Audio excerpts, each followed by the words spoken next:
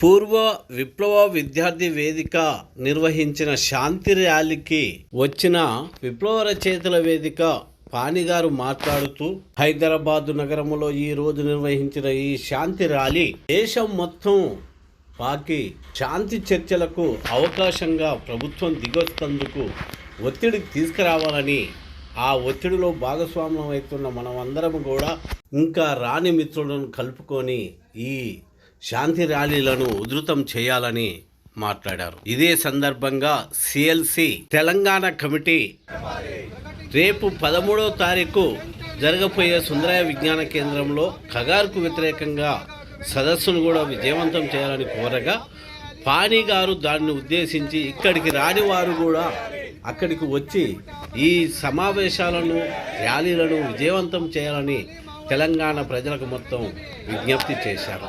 నశించాలి ఆదివాసుల మీద హత్యాకాండ, నశించాలి నశించాలి, ఆపివేయాలి ఆదివాసుల హత్యాకాండను, ఆపివేయాలి ఆపివేయాలి, ఆపివేయాలి ఆదివాసుల హత్యాకాండను, ఆపివేయాలి ఆపివేయాలి, ఆపివేయాలి ఆపరేషన్ ఖగార్ను, ఆపివేయాలి ఆపివేయాలి, ఆపివేయాలి ఆపరేషన్ ఖగార్ను, ఆపివేయాలి ఆపివేయాలి.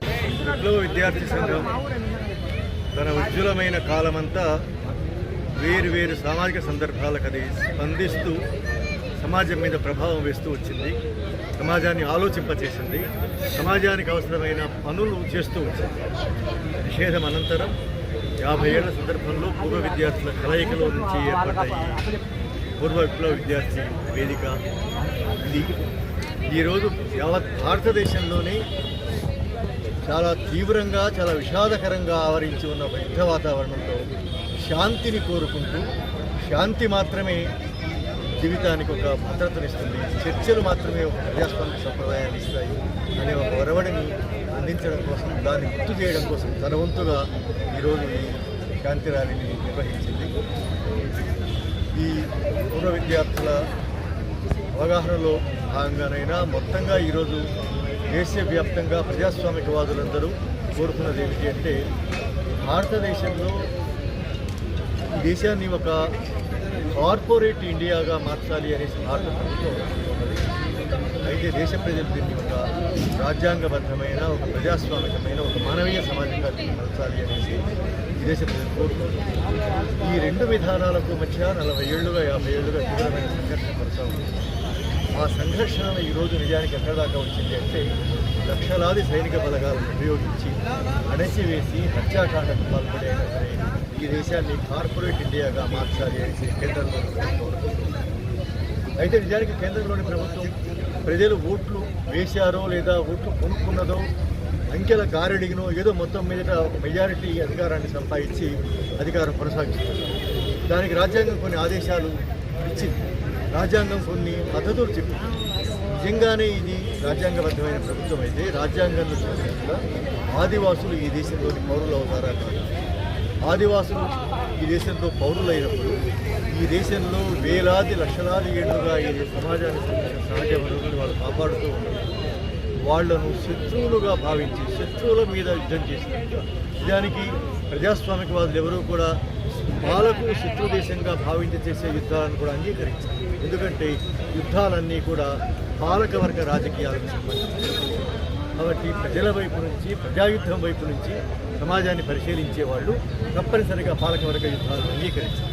అయితే కేంద్ర ప్రభుత్వం తాను ఈరోజు ఏం చేస్తున్నది అంటే, రాజ్యాంగానికి తాను బద్ధురాలై ఉండవలసింది పోయి ఈ దేశ ప్రజల మీద, ఈ దేశంలోని పౌరుల మీద తాను యుద్ధం చేయడానికి సిద్ధపడింది. ఆ యుద్ధాన్ని కొన్నేళ్లుగా కొనసాగిస్తూ వచ్చింది. ఇప్పుడు ఆ యుద్ధాన్ని వాళ్ళంతకు వాళ్ళే ఏం చెప్తున్నారంటే, ఇది అంతిమ యుద్ధం అని చెప్తూ ఉన్నారు. ఈ అంతిమ యుద్ధంలో ఆదివాసులందరినీ నిర్మూలిస్తారు, లేకపోతే ఆదివాసులకే కాకుండా దేశంలోని పోరాట శక్తులన్నిటికీ ఒక ఉత్తేజాన్ని, మార్గదర్శకత్వాన్ని ఇస్తున్నటువంటి ఒక రాజకీయ శక్తిగా నిలబడ్డ మావోయిస్టు ఉద్యమాన్ని నిర్మూలిస్తామని వాళ్ళు చెప్తున్నారు. ఈ యుద్ధ వాతావరణంలో ప్రజాస్వామికవాదులందరూ ఏం కోరుతున్నారంటే, అట్లాగే పూర్వ విప్లవ విద్యార్థులు కూడా ఏం కోరుతున్నారంటే, చర్చల ద్వారా మాత్రమే సమస్యలు పరిష్కారం అవుతాయి. ఇది ప్రజాస్వామ్యంలో రాజ్యాంగబద్ధంగా జరగవలసిన ప్రక్రియ. చర్చల వల్ల మాత్రమే అసలు సమస్య ఏమిటో వెలికి వస్తుంది.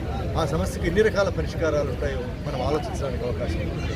కాబట్టి ప్రభుత్వం తాను రాజ్యాంగబద్ధంగా ఉన్నానని చెప్పుకోదలుచుకుంటే, తనకు ప్రజాస్వామ్యం దుట్టురాయని చెప్పదలుచుకుంటే, తాను ప్రజల కోసం పనిచేస్తానని నిరూపించుకోదలుచుకుంటే అది తప్పనిసరిగా కాల్పుల విరమణ పాటించి అది చర్చలకు సిద్ధంగా అవసరం. ఎందువల్ల అంటే ప్రజాయుద్ధం ద్వారా ఈ దేశాన్ని విముక్తం చేస్తాము. ఈ దేశంలో మరి ఏ మార్గము, ఏ ఎన్నికల రాజకీయాలు కూడా ఈ దేశంలో ప్రజలను విముక్తి చెయ్యవు. పీడిత ప్రజల వర్గయుద్ధం ద్వారా మాత్రమే సమాజాన్ని బాగు చేయడానికి అవకాశం ఉంటుంది అని చెప్పి 50 ఏళ్లుగా ఆ ఆచరణలో కొనసాగుతున్న విప్లవ పార్టీ ఈరోజు తాను కాల్పుల విరమణ సిద్ధమవుతున్నారు. కాబట్టి విప్లవ పార్టీ యొక్క అవగాహన, దాని విఘ్నత, దాని ప్రాపంచిక దృక్పథం నిజానికి ఈ శాంతి చర్చల సందర్భంలో చాలా స్పష్టంగా మరొకసారి రుజువైంది. ఎందువల్ల అంటే విప్లవోద్యమానికి శాంతి చర్చలు అనేవి ఒక విధానంగా చాలా కాలంగా కొనసాగిస్తుంది. కాబట్టి ఒక అర్థవంతమైన శాంతి అంటే శ్మశాన శాంతి కాదు. శాంతి అంటే ఎవరూ మాట్లాడకుండా మౌనంగా ఉండటం కాదు. శాంతి అంటే అందరినీ భయపెట్టి నోరు మూయించడం కాదు. శాంతి అంటే అందరూ హాయిగా స్వేచ్ఛగా మాట్లాడగలగడం, అన్ని రకాల భావాలు వికసించగలగడం, అన్ని రకాల సమస్యల మీద చర్చకు ముందుకు వచ్చి ఆ సమస్యలకు ఎట్లాంటి పరిష్కారాలు ఉంటాయో అన్వేషించి వాటి పరిష్కారం సాధించడం అనేది శాంతి యొక్క అర్థం. అందుకే శాంతి ఎప్పుడూ కూడా శ్మశాన శాంతి కాదది. అది అర్థవంతమైన శాంతి కావాలి, మానవీయమైన శాంతి కావాలి, ఒక మీనింగ్ఫుల్గా శాంతి ఉండాలి అనేసి కోరుకుంటున్నాం. ఆ శాంతి జన రావాలి అంటే తప్పనిసరిగా అది ప్రభుత్వం కాల్పుల విరమణ పాటించవలసి ఉంది. వర్గ యుద్ధంలో ఉన్నటువంటి విప్లవ పార్టీ కాల్పుల విరమణ ప్రకటించింది కాబట్టి రాజ్యాంగబద్ధంగా నడుచుకుంటానని ప్రభుత్వం కూడా కాల్పుల విరమణ పాటించవలసి ఉంది. కాల్పుల విరమణ పాటించి ఈ దేశంలోని సమస్యలన్నిటికీ పరిష్కారం ఏమై ఉంటుంది? విప్లవకారులు, నిర్దిష్టంగా ఆదివాసులు తమ సమస్యల మీద ఏ రకమైనటువంటి వాళ్ళు పరిష్కారాలు ఆలోచిస్తూ ఉన్నారు. ఆ పరిష్కారాలకు నేను బద్ధురాలై ఉంటాను. ఎందుకంటే ఈ సమస్యలన్నింటికీ రాజ్యాంగంలో ఏమైనా అవకాశం ఉందా? ఎందువల్ల అంటే ముఖ్యంగా ఆదివాసుల సమస్యలన్నింటికీ రాజ్యాంగంలో ఎంతో కొంత పరిష్కారానికి అవకాశం ఉంది. కానీ రాజ్యాంగంలో ఆదివాసులకు ఇచ్చిన ప్రత్యేక రక్షణ చట్టాలన్నింటినీ కాలరాచి ఈరోజు కార్పొరేట్లమయం చేయడం కోసం దండకారణ్యంలో సైన్యాన్ని మోహరించారు. అంటే వారు సైన్యాన్ని మోహరించిక చేయదలుచుకున్నది ఏమిటంటే యావత్ దండకారణ్యంలో నుంచి విప్లవకారులను తొలగించి ఆదివాసుల నుంచి పంపించేసి అది కార్పొరేట్ ప్రపంచంగా దాన్ని మార్చదలుచుకున్నారు. కాబట్టి వాళ్ళ దగ్గర ఎట్లాంటి పరిష్కారాలు ఉన్నాయి? వాడు రాజ్యాంగానికి బద్దులై ఉంటారా? రాజ్యాంగం ప్రకారం పరిష్కారాలు వాడు వెతుకుతారా అనేది సమాజంలో చర్చనీయాంశం కావాల్సి ఉన్నది.